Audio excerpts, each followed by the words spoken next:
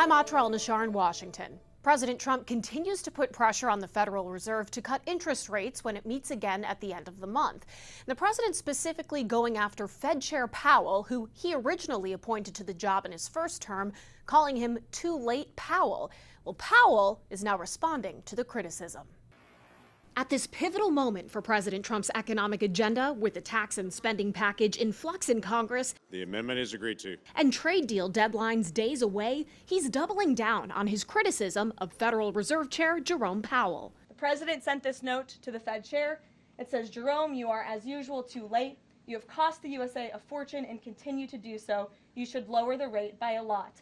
Hundreds of billions of dollars are being lost, and there is no inflation. Congress assigns the Federal Reserve two mandates: maximum employment and price stability. Interest rates are one of the few tools they have to get it done. The unemployment rate is historically low at 4.2%, and the Fed's North Star for measuring inflation is just above their 2% target. Powell making news Tuesday when asked about the impact of the president's tariff policies. In effect, we went on hold when we saw the size of the tariffs and essentially all inflation forecasts for the United States went up materially as a consequence of the tariffs. The president claims he's proven those forecasts wrong, but also says this about his tariffs, the bulk of which are temporarily reduced to 10% until July 9th. They haven't even kicked in yet. The president's ire has been directed at Powell, but he does not get to make unilateral decisions about interest rates. Whether rates go up, down, or stay the same is decided by 12 voting members of the Federal Open Market Committee, or FOMC,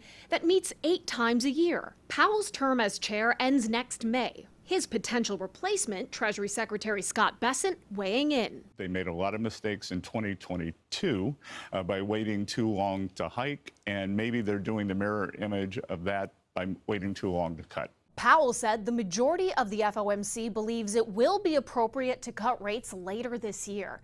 And when asked about the president's personal attacks, Powell said he's just focused on doing his job.